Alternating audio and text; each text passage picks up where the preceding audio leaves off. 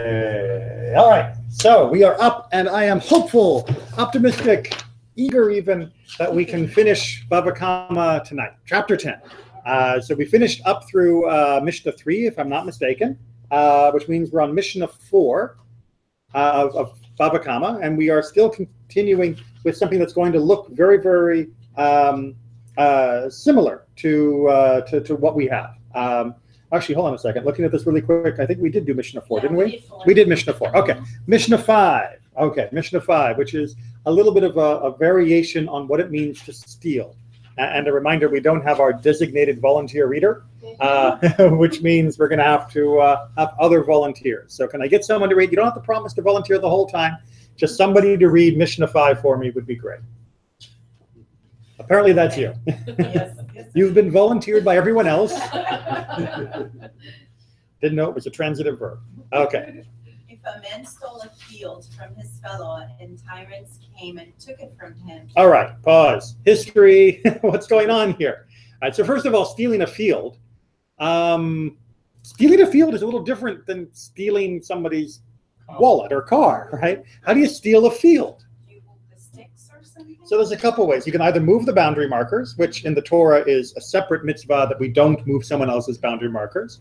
Or the other way to move it is to be a bully, right? If I bully you into giving me your field, or if I simply take part of your field without you noticing or without listening to your complaints. You know, rather than farming only my field, I farm my field plus an extra 10 feet of your field, right? That's still stealing part of your field. So the question is, I have somehow, one way or another, I have taken control of your field or part of your field, and I'm using it. But the tyrant comes and takes it. Welcome to what it was like to live in the old days, right? The local king or the governor or military person or whoever has decided that this field is now going to belong to the crown. It's now going to be under the government control. They have seized the field and they're taking it. So what's the issue here is stolen from me, and then it was stolen from the thief. What do I do, Mr. Original Owner? Right? How do I get my field back? Or do I get my field back? Or does anybody have to compensate me for my lost field? What's going on here according to Jewish law? Okay, so that's the setting. Everyone got the picture in their mind? Yes. Everybody happy they live now and in the United States? Yes. Okay, keep going. If the whole district suffered, he may say to him, "Here, what is yours is in front of you." All right, everybody loves pronouns. He says to him, who are the he and the hims, right? So if the whole district suffered, that means that the tyrant was taking stuff from all around the area, right? It was just, that's what tyrants do. They decided, I need to build a new road. So all of these fields, they're mine now. No compensation, no help, no anything. As long as what the tyrant is doing is a blanket effect, it's affecting everybody in the area, then the robber, the person who was stealing the field, can say, I'm giving you back your field. There it is. The king is using it now. Okay. And when he does so, he is considered to have given back his field. Right? Remember, because we talked about when you steal something, it's very important to give back the thing you stole. He has returned the thing that he stole. It's right there. It's underneath that new road. That's your field. And that is considered acceptable. That is considered a true returning of the field.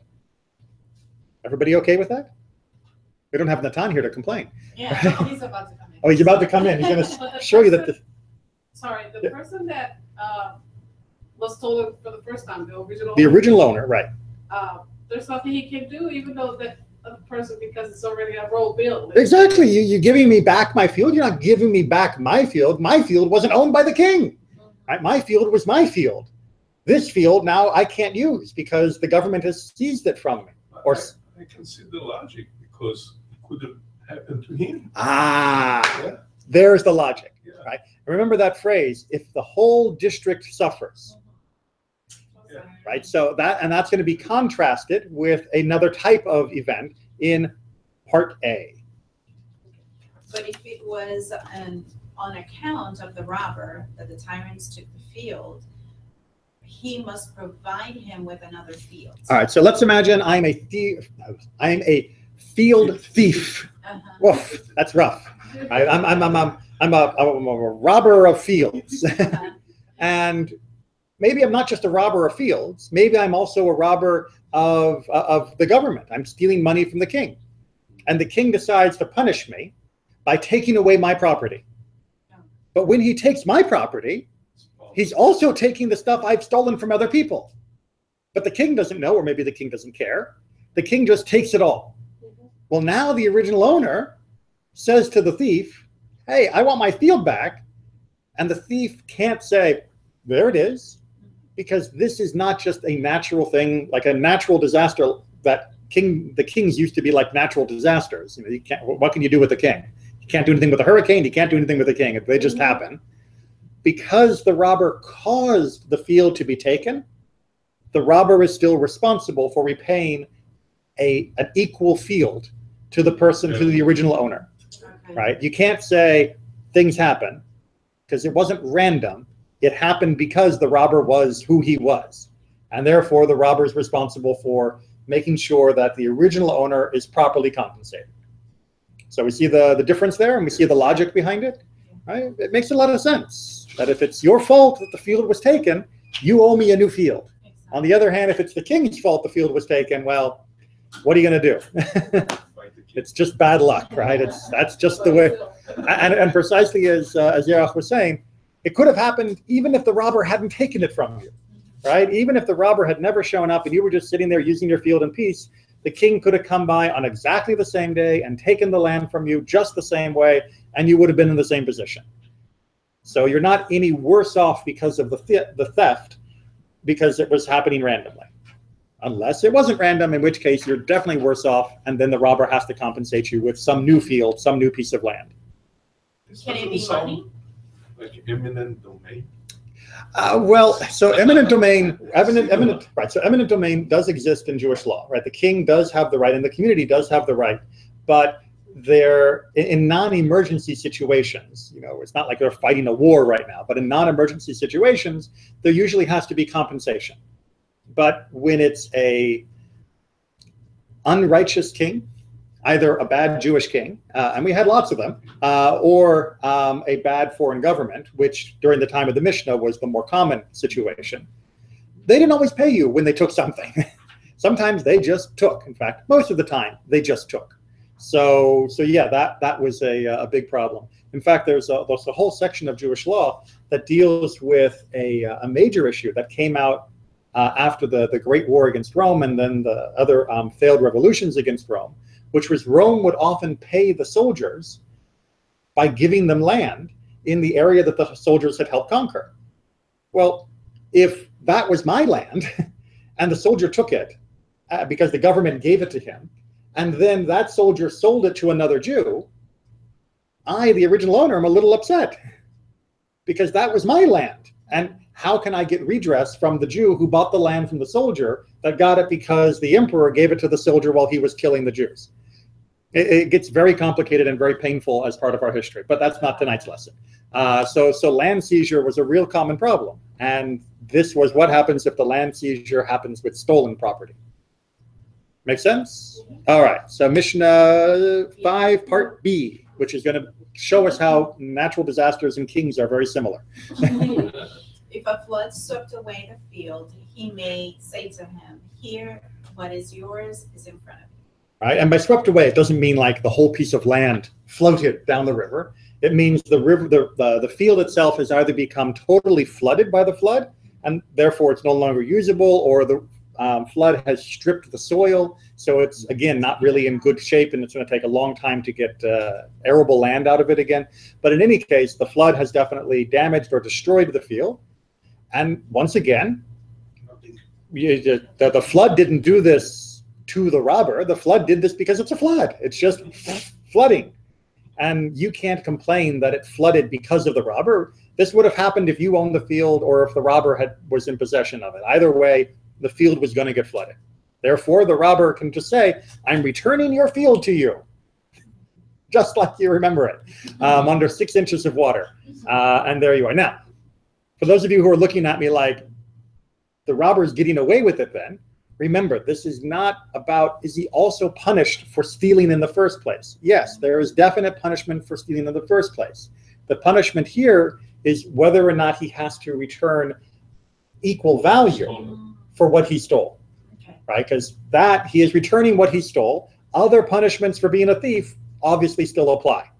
It's actually a very important part of understanding Mishnah and then later how the Talmud studies things, is that when they present laws, they often don't present every single detail on each page. Yes. They assume that you know that they're only talking about one aspect. And in this particular case, they're only talking about the aspect of, do I have to give you a new field, or can I give you the old field even though it's no longer usable? And that's the only distinction they're dealing with. All the other penalties for being a thief still apply. Would that be the case if it was, thinking it would be the case the same if, for example, now in California, there's a lot of land that they can do nothing with because the heat has been so bad. Yeah. I mean, they're utilizing the Israeli drip irrigation, which yes. is good, but if that would have been the case, they didn't have that drip thing at that time, so he would have just returned it and that's it. Same thing, in California where I grew up in San Diego, there's areas that are right along the coast that the cliffs are very unstable. If someone had stolen the house and stolen the land, and then there was a slide and the house went into the ocean, I can say, there's your house at the bottom of the cliff, right? It's been smashed and ruined, but it's your house and you've got it back because I didn't do that. On the other hand, if I do something that causes the natural disaster, so let's imagine for the flooding, if I ruin the irrigation system, if I break the dike, the dirt that's next to the field that lets the river in, that floods it, then absolutely I'm responsible for that. And it wasn't just an act of nature. And therefore I have to compensate you for the lost field. The same way that if I drew the attention of the king to me and only me, then I'm responsible for a new field if the king takes yours. Make sense? Yes, it makes sense. Very good. It was a lot of fun. Yesterday afternoon, I was asked to speak at the Workers' Compensation Institute. And it was a lot of fun about ethics and faith in workers' compensation law. So I got to share with them a lot of things from Judaism and how Judaism handles many of those issues. And it was fun. One of the guys got up afterwards and said, that's exactly the way our compensation law works on that particular topic, of what it means to be an independent contractor and what the compensation law is for that. It's like, we've been doing it for 2,000 years. Nice of you to catch up. But it is very, I always find it very interesting that the logic behind so much of the Mishnah still applies. And even though our society is fundamentally different, most of us aren't farmers and most of our lives don't revolve around animals and livestock, but the basis of the law is still very familiar, very understandable, very logical. All right, Mishnah 6. Any other volunteers? Or are we going to make Michelle keep doing it? Okay. For today. No long-term volunteer, yeah. If a man stole something from his friend in an inhabited region, or borrowed it, or received it as a deposit, he may not return it to him in the wilderness. Okay. Again, maybe it doesn't sound like something we're so familiar with, but let's imagine it a little bit different. Imagine, Natan, since you're on my left, it's just easier to point to you. Imagine that I loan Natan $50, right? And I give him the $50 here in the classroom and all of that. And then tomorrow night he says, "Hey, Rabbi Neely, I've got your money. Can you meet me downtown in the alley at 2 a.m. and I'll pay you back." Bring a gun. Okay, so what's the issue, right? I mean, not that Orlando's really that crime-ridden, but what is the issue? Why are you all looking at me like that would not be so nice? He wants to give me back my money. Right? And let's imagine that he is completely honest, right? But let's imagine he is completely honest and he isn't planning anything and he doesn't have like his friends around the corner ready to beat me up and take the money. But a witness is going to be? Well, there might not be a witness, right? But what's the question about bring a gun? What are you afraid might happen? would be robbed. I might get robbed, Yeah. right? So if I give him the money in safety, that is to say, we're in a safe setting, he has to return it to me in a safe setting. Because if he returns it to me in a dangerous place, then the chances of me getting it back and getting to use it before I've been beaten up or robbed or killed is, is less. And it's not fair for me to assume the risk just to get back what is rightfully mine. I shouldn't have to be in jeopardy for him to return what is mine. Instead, I should be able to receive it under the same circumstances that he took it. And that goes not just for borrowed money, but also for things that were received as a deposit, or in our case, stealing. And you might imagine a thief would say, well, I'm not really comfortable walking back into town to give you back what I stole because, Police. police or something else. So meet me behind the third rock, 5 miles out of town. No, you stole it from me in town. You give it back to me in town. I don't want some other thief to rob me in between the third rock and getting back to my house. So for all of those cases, and again, not just for theft, but for even other things. And again, you can imagine a more modern situation that would be more plausible than Natan asking me to meet him at 2 o'clock in an alley, would be, imagine you borrow your friend's car, right? And you go over to his house and you pick it up from his house and you drive it around. Do you get to drop it off in the back of the supermarket parking lot? No, you got to take it back to him. Right? You can't leave it in any place that is less safe than the place that you got it from. It has to be returned in that same status. Oh, I parked it behind the Publix and I left the keys under the floorboard. What? That's not right. So what happened, for example, I borrow money from you, okay, I say, you know what, I want to return it, but however, I'm working in downtown, okay, in a very bad area, and you really want the money, can you come to pick up the money after I leave home, leave work, right, and I finish at 2 in the morning. Right. So what happened in this situation? It could be unsafe, okay, right, but it's not because I want to do something wrong, maybe yes, maybe not, but it's because the circumstance that I work until late in a not very good place. Let's read the second half. Okay. And that resolves it. Well, not resolve it, but it puts another layer. Right. But if he had borrowed it or received it with the understanding that he was going out to the wilderness, you may return it to him in the wilderness. Right. So if you tell me I need to borrow the money, but I'm only going to be able to pay it back to you tomorrow night, you're going to have to meet me downtown to get your money back. If I say, okay, that's okay, right? Or if you say, I'm going to go on a trip and I'm going to be, in some wild and wilderness place, and then you call me and say, hey, I can't get back to town, but if you want your money, you can meet me third rock out of the city. That's okay too, right? As long as I knew that that's where you were headed and that was a possibility.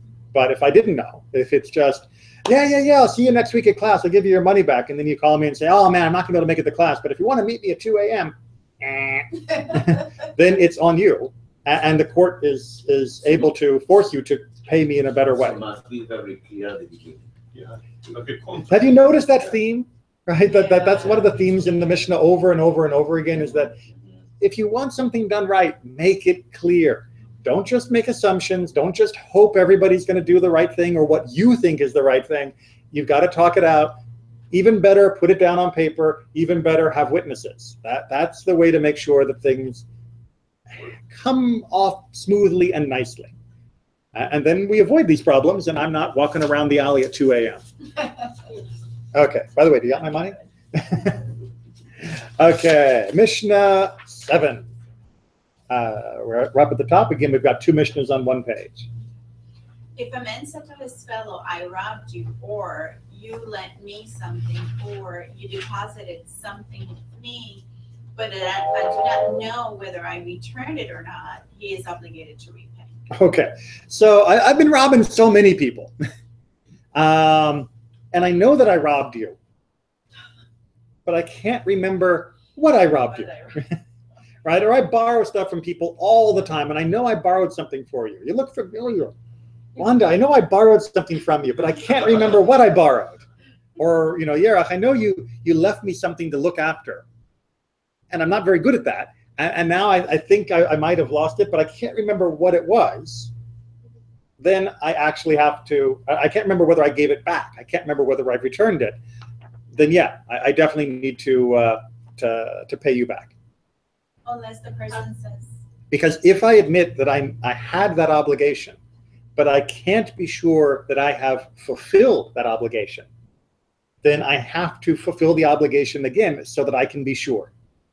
Because there's a place of doubt here, right? Maybe I gave you back your watch, maybe I didn't, I can't remember. And again, we're assuming that the person who is the recipient would know or not know, but they may not be sure either, right? That there has to be doubt about this. Obviously, the recipient can't say, "No, never gave me back my watch. I want another. I mean, I want my watch." That's not possible. I mean, it's possible, but the person would be guilty of stealing if they were to trick the person into giving them back a second watch. So, but assuming that no one can remember, if the person admits that he has the obligation and doesn't know if he has taken care of that obligation, then he has to take care of it so that it can be known.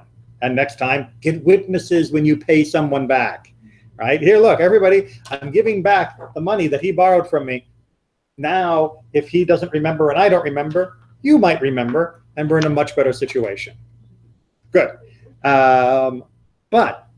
But if he said, I do not know whether I robbed you or whether you lent me something or whether you deposited something with me, he's exempt from repayment. Okay. Now, I know that this is probably going to make you uncomfortable, but you have to remember we're dealing with a very special circumstance here. This is where a person says, "Did you loan me something? I don't remember whether you did or didn't. I really don't. Maybe you lent me something, maybe you didn't, but I don't know." And the other person has to agree that they don't know. And there can't be any witnesses. There can't be any sign of a contract. There can't be any evidence that the lending happened. But just because I think I might have lent or might have borrowed something doesn't make me obligated to pay you back a maybe. If I know I borrowed something, but I can't remember if I gave it back, then I have to pay. But if I maybe borrowed something, and obviously I don't know if I paid it back or not, then I don't have to pay. So it's where is the doubt in the exchange, right? Where is the doubt in the story? If the doubt is at the very beginning of the story, did I or didn't I, then you're exempt. If the doubt is in the middle of the story, did I give it back or not, then you do have to pay because you know that you had an obligation. You're just not sure whether you finished the obligation. But if you don't know you have an obligation at all, that is to say, if there's a big question mark on it, then you don't have to finish an obligation that may or may not exist. Does that make sense? Right. Now, again, this is only under the very special circumstances where the other person involved doesn't know, and there are no witnesses, and there is no contract or any other evidence to say what the obligation was or if the obligation existed. If you have those other tools, you can rely on them. But this is going off just, which sometimes happens. Again, good reason to be a bookkeeper. Mishnah 8. Stole a lamb from the flock and restored it, but it died or was stolen again, he is responsible for it. Okay. I know. We get into some of the more exceptional cases, right? So why, if someone else stole the lamb, why he must be responsible for whatever happened after the deeds? Because the owner did not know that it was there again. Right? Oh, he didn't return it. It wasn't returned, right? It wasn't like actually, what's the word? Wasn't returned with the owner's knowledge, right? Okay. Then I'm still responsible until the owner has taken possession of it again, right? If the owner hasn't taken possession of it again, then it's still in my care. I'm a thief, but you know, I'm still liable for discharging my obligation of getting the stolen property to the owner. Not just getting it to the owner's field, but getting it to the owner. So if I steal a lamb and it dies, I'm responsible. If I steal a lamb, put it back in his field and it dies, I'm responsible. If I steal a lamb, give it back to the owner and it dies, I'm not responsible. Again, assuming I didn't do anything that made the lamb sick, but just I handed it back and then, you know, next day it dies.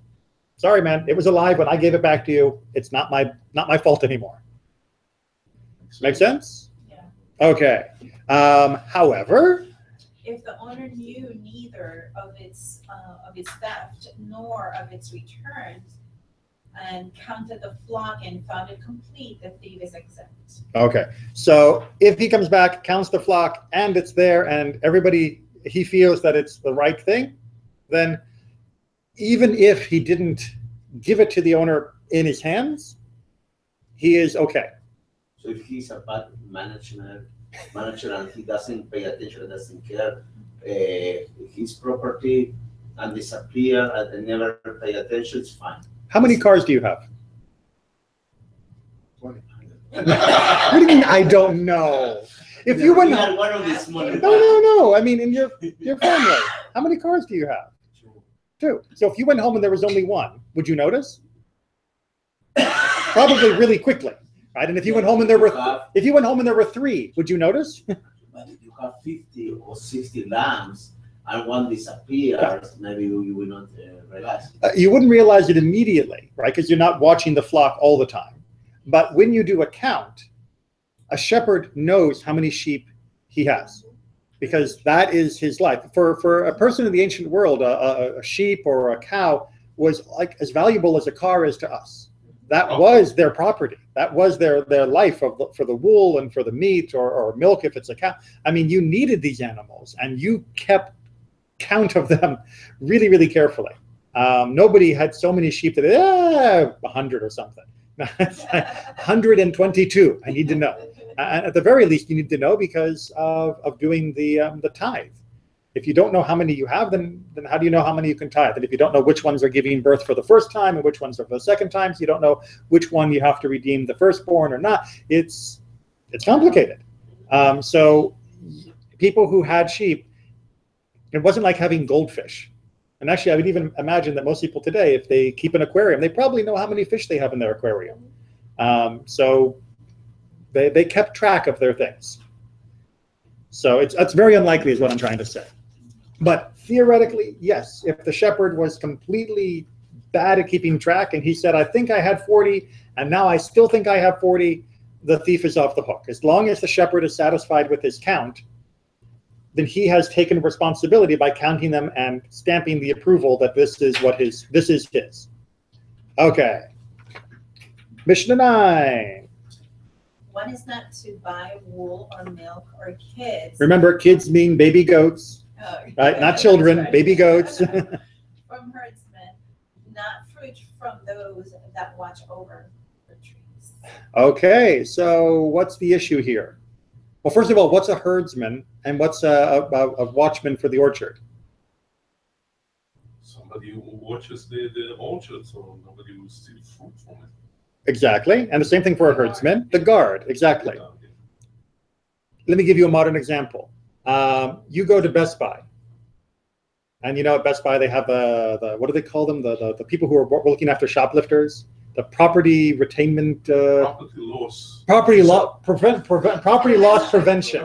That's right. Right. It's shoplifting patrol. Right. So there's the guy at the front door, and as you're leaving, he says, "Hey, you want to buy an iPhone?"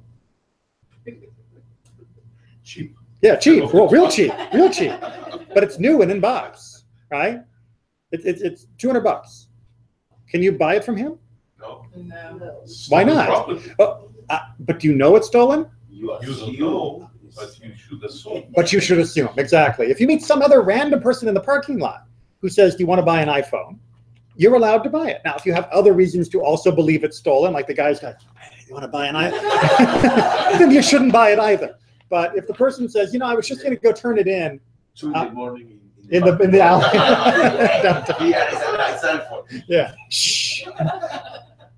But if the guy says, "I was just going to go take it in and trade it in for a new phone, but I'll sell it to you for $200. They're going to give me $175, and but you would have to pay the." If the guy wants to do a deal in the parking lot and you think it's fair, you're allowed to. But if it's the guy who is the property loss prevention guard, you're not allowed to buy it from him, because the suspicion that this is somebody who has taken from the very thing that he was supposed to be guarding is too great. And also, the temptation, if he knows he could sell it easily, is too great. But if the herdsman, the guy who's watching the flock or watching the cows, knows no one will ever buy a baby animal from me because the Mishnah has prohibited it, then why would he take it? And now you don't have to worry about watching the watchman, because that was always the old question, right? Who watches the watchman? Who guards the guard? Yeah, but they always can sell to Jews.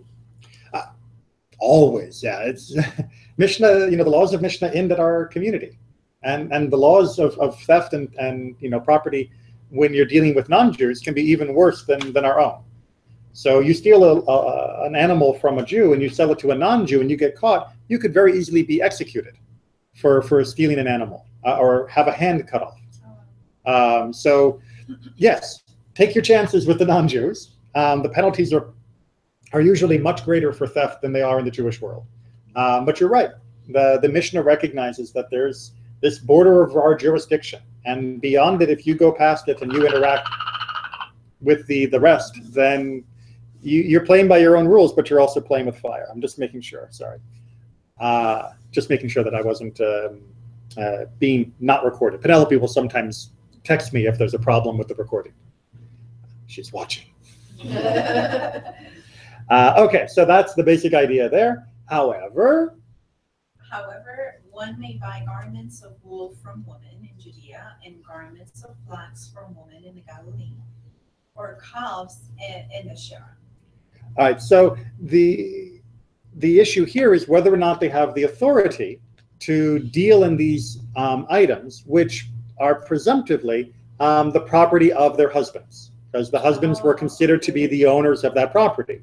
So women would be considered like guards of their family property and therefore not able to sell things without the permission of their husband.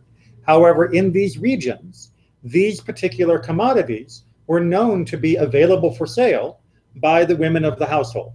Therefore, it's probably not stolen from her husband. It's probably fine, and if she offers it to you, you're welcome to buy it if you would like.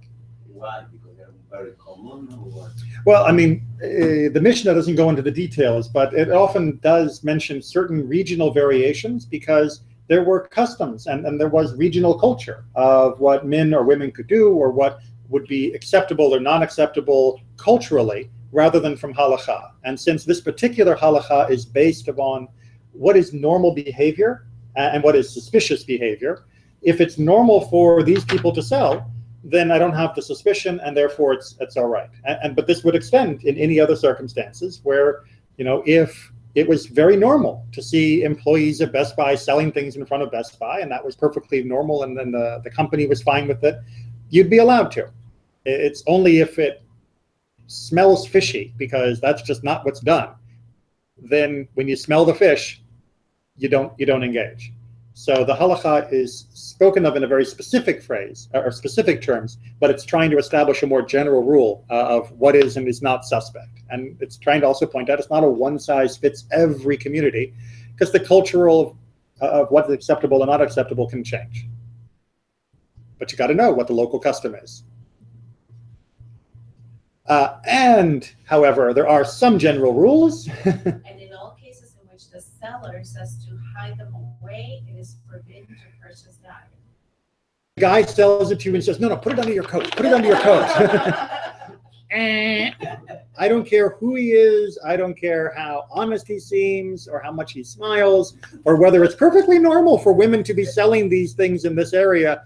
As soon as they tell you, don't let anybody see you, but, I got a good deal, then you don't have a good deal. You should walk away very, very quickly. What, you think people like now are the ones who invented stealing and selling stolen goods? I mean, it's been going on for a while. And you think the idea of, no, don't put it down. You think that's new? Right? In every language, in every continent, people have been saying that since we learned how to have language. And finally, one may buy eggs and fowls in any case. Right. I don't understand that. Right. So eggs and birds are considered to be so commonplace that it's expected that everyone will have them and everyone will be able to sell them and everyone can buy them. So you don't suspect them of being stolen. because it's reasonable that you would have eggs and you would have eggs and you would have eggs. And so anybody who offers you eggs, it's perfectly reasonable to assume, assuming they're not hiding it or saying, no, don't show, assuming they're being normal, it's perfectly reasonable to believe, yeah, this person probably has a chicken and they want to sell me eggs. Or this person went out and they caught some pigeons and they want to sell me the pigeons they caught, and that's normal. That's fine. So this is the reason why by that era, they made the chicken meat, because before that wasn't meat, and they convert around that years. Oh, you mean for basar and halal? Yeah, the Right. chicken become to be like really meat, basari. That Right. was because it was very normal, and the people were very poor, and they couldn't afford real meat for Shabbat, so that's why they could say, okay, just because it's so common, the chicken, you can do a chicken as meat. Well, first of all, I'm going to replace the word chicken with birds, because he said the tarnegolitas. right. But I mean, we can, and there's sometimes a different danger of reading modern Hebrew labels as being what it meant 2,000 years ago, especially for animals, by the way. But for birds, domesticated chickens were not common, and even then, the domesticated chickens didn't look, especially inside, the same way our domesticated chickens look like. Right? We have been breeding chickens for the last 100 years or more to get more and more white meat out of the chicken. But most birds, left to their own, are pretty dark inside. I don't know if you've ever eaten duck. And if you haven't eaten duck, oh, it's good. But you have to go down to like Miami to get kosher duck. It's really annoying. But it's very dark inside. It's like the dark meat you might see on a turkey.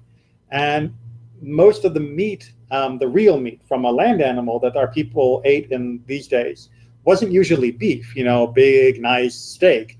It was either ground up and little pieces, or it was lamb. And if you've ever taken a piece of lamb and looked at a piece of duck, they both have a very similar color and texture. They actually do look very, very similar. So I know a lot of people complain that, oh, I can't eat my chicken with cheese because someone's going to think I'm eating a cheeseburger with beef. That wasn't the problem. It was if you eat your stew that has the meat from a dove in it, and you're eating a stew that has the meat with lamb in it, you really couldn't tell one of those was a bird and one of those was a land animal. They really did not look different almost at all. And that would be a real problem. If someone saw you pouring in your creamer into the bird stew, it would look really like you were just adding it straight to a meat stew. So that's really where the maridaim, the issue of the appearance of the issue, would cause a confusion. But the fact that people needed birds as their primary meat source, that absolutely was the main issue going on here, because those were sometimes the few things that you could catch and eat, and they were the things you could eat that weren't worth more to you alive. Right? Most of the time, a sheep was more valuable alive than it was dead, because it would give you wool over and over and over. It only makes dinner once. And the same thing for cows. Eggs. Oh, you mean for some birds? Yes. Yes. Right. Also, it's important for you to keep them alive. It is, but the reproduction is faster, and there's more produced by each one. Right? You don't want to have 300 chickens. You want to have 300 sheep. That's great, but 300 chickens makes more eggs than you need. So those extra chickens become dinner. And doves and things, the eggs were not as big. They weren't as useful. So if you catch a few doves, much better to just eat them. Okay, Mishnah 10, our final Mishnah of Bava Kamma. Shreds of wool which the laundryman pulls out belongs to him, but those which the wool comber pull out belong to the householder. Okay, so this is getting into some nitty-gritty of what the classic work style looked like. But I'll give you what that means, and then we'll look at some modern examples. So the launderer is the person who's washing the laundry, right? So I've got my big wool talit, my big wool cloak. Remember, talit just means cloak, neutral, but of course a cloak would need tzitzit. But I've got my big wool talit, and I want it to be washed. So I take it to the laundryman, and the laundryman washes it. And as he is washing it, some strands of wool come off, right? Because a few pieces of wool are going to come off when you're washing. Remember, we're not talking about modern, wonderful fabrics that have been machine made. Everything was hand done. So there's always going to be a few loose threads here, a little bit of wool there. And back in those days, you didn't just go, ew, wet wool, and throw it away. You'd keep it, because wool is valuable, right? Wool is useful. There's something you can do with this. Let it dry, and it's helpful. So the question is, the laundryman, as he's washing it, as he finishes, there's a few extra bits of wool. Can he keep them, or does he have to give them back to the owner? And the answer is he can keep them. The wool comber, on the other hand, this is the person who takes the wool and pulls it through the comb to make all the strands come out and be smooth and straight, so then you can spin them. Well, of course he's going to end up with extra wool. That's his job. And that means his extra wool still belongs to the owner, right? Still belongs to the guy who owns the sheep and who gave him the wool to be combed. He can't say, oh, there's a little extra wool stuck in my comb, I'll keep it. No, your job is to get the wool. And therefore, I want all my wool back. So the laundryman, because it's expected that he's only going to have a little bit here and there, we're not going to worry about it. The wool comber, on the other hand, because it's his job to pull it all apart, he doesn't get to keep the extra. There is no extra for his work. But a little, normally it's a little, it's not his property, it's the owner. So the launder should return everything, because it's not him, it's like stealing. Because it's so valuable. This is why it's in Bava Kamma. Yeah, but if you take a few here, a few here, a few here, you can have enough to make an tally. Maybe. Yes, or little tally, okay, or a little baby. No, but it's like stealing. It's not yours, your property. So they should return this, no matter how much, because it's not his property. Okay, so it's the phrase, it's like stealing, that they're trying to tease out in this particular Mishnah. And that's why it comes in this section of the Mishnah, because it does smell a little bit like stealing. But the issue that's here is there an expectation from the owner that you will get those pieces back? Right, so let me maybe put it a different way. I'm trying to think of a good example that you bring something to the laundry, you know, the laundromat, right? The dry cleaner, right? It gets damaged. Well, the damage is different, but I mean, let's imagine you take it to the laundromat, and then when you go to pick it up, do you ask for the lint that was in the dryer? How much is there any proportion? Is 1/6 or something in proportion here? Right. Well, that's why it says the threads, right? The shreds, the pieces. I'm sure it could be a lot. And yes, so what if is the what's the threshold? So if there is a complaint, right? You get back your talit, and like half of it's missing. Well, even a little bit, right? You can see, well, wait a minute, that hole wasn't there before, or that corner, that looks like, right? That looks like there's something missing. Then that's where the Beit Din comes in, right? If there's a dispute, if there was an argument that what's missing from this is not normal wear and tear from it being washed, then you can go to the court. You can go to the Beit Din. What this is saying is that the laundry keeper doesn't have to, when he finishes, drain the water, check it, and make sure that every single thread is put into a little Ziploc bag to hand back to the owner.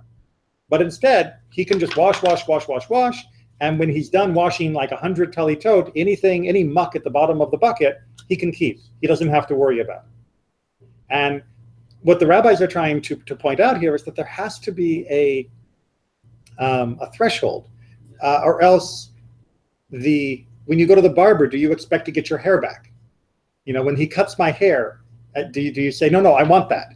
You know, in India you can sell and make good money. In some places, yes, and for people who have hair better than mine, yes, there is, and there you would have the statement of, I want this back. And again, everything can be done clearly in advance. You go to the washer and you say, I want every thread that falls out of this to be kept and given back to me.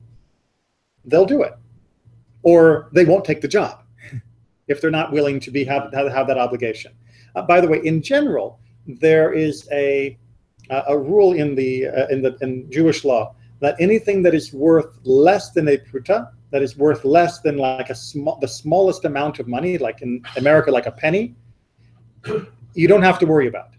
Right? You don't have to be upset or obsessed over making sure that if it's less than a penny, it's like, you know, I'm carrying my bag. I'm carrying my bag of beans to your house, you know, to deliver it, and one bean falls out. I don't have to go running back and get that bean and bring it back to you, because that is like a tenth of a cent worth of a bean. It's not an issue. On the other hand, if a penny's worth of beans fall out, yeah, I got to pick those up and give those back to you. Like if some, and we're going to see a few more examples. So let's see where we go with that. If the laundryman pulled 3 threads, they belong to him. But if more than this, they belong to the household. So here we go with the beginning to give it an assumption that 3, but again, how long of 3 and more. Okay, and then onward. If there were black threads among the white, he may take them all, and they are his. Right. So the assumption here in that section is that the black threads shouldn't be there. It's not part of the garment. It's not part of the garment, and it's not wanted by the owner. Right. It's schmutz, and therefore any black threads that are hanging out on the garment, I can remove and I can keep, because the owner doesn't want them. Because why would anybody want loose black threads on his clothing? We're not talking about like a pattern that goes through it, but just, you know, threads that are clearly not meant to be there. Similar issue for tailors. If the tailor left over thread sufficient to sew with, or a piece of cloth, 3 finger breadths by 3 finger breadths, this belonged to the householder. Right, so 3 finger breadths like this, right, by this. Then if I have that much left over, I've got to give it back to you.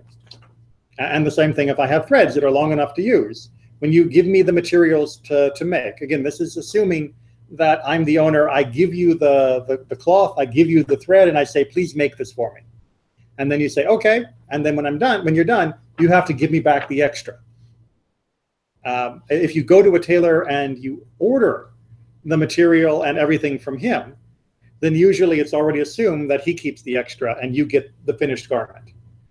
But if I'm giving it to you, I expect the leftovers. Yeah, it's interesting. Uruguay, no, they explain that you need to return everything.